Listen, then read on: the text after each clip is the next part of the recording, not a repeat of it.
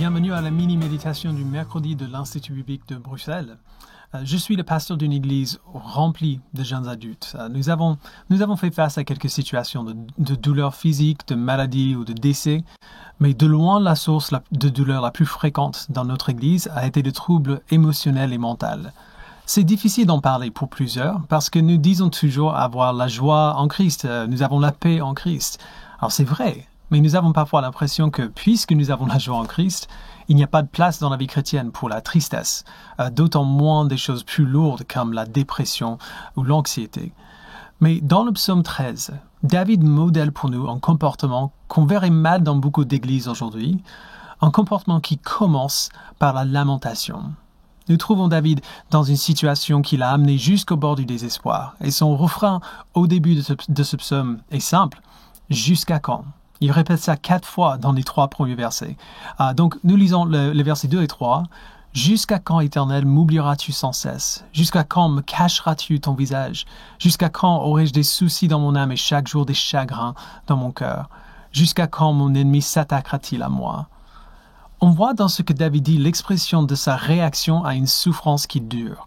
Et il en parle dans des termes clairement émotionnels. Jusqu'à quand j'aurai des soucis dans mon âme? Jusqu'à quand des chagrins dans mon cœur? Il parle des soucis qui le tracassent, qui ne le lâchent pas. Il a l'impression que ça va jamais se terminer. Peu de personnes dans nos églises oseraient parler des soucis qui persistent comme ça, parce qu'on leur dira simplement de faire confiance à Dieu.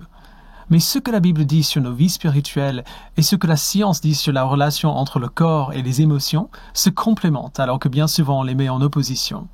Dès que nos émotions sont engagées, il y a quelque chose qui arrive en nous, sur le plan biologique.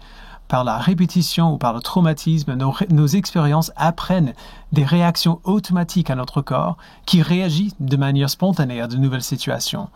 Le système nerveux parasympathique se met en marche et parfois le résultat, ce sont des dépressions ou des crises d'anxiété.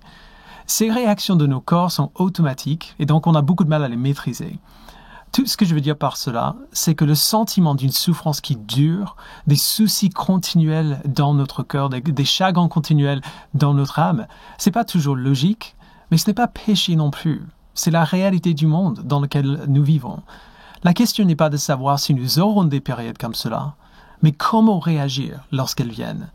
Si nous ne savons pas quoi faire lorsque la souffrance persiste, nous ne saurons pas persévérer dans la souffrance. Alors la première chose que David modèle pour nous, c'est l'honnêteté avec Dieu par rapport à ce qu'il vit. Nous ne devons pas avoir honte de souffrir à ce point et de cette manière. Nous ne devons pas avoir peur de dire à Dieu que nous perdons nos moyens. Dieu sait ce que nous vivons. Il n'est pas gêné de l'entendre.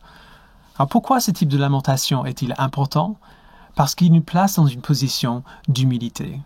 Lorsque nous verbalisons notre douleur, nous exprimons à notre Dieu que nous n'avons pas ce qu'il nous faut pour continuer. Nous ne pouvons pas le faire seuls, nous avons besoin de son aide.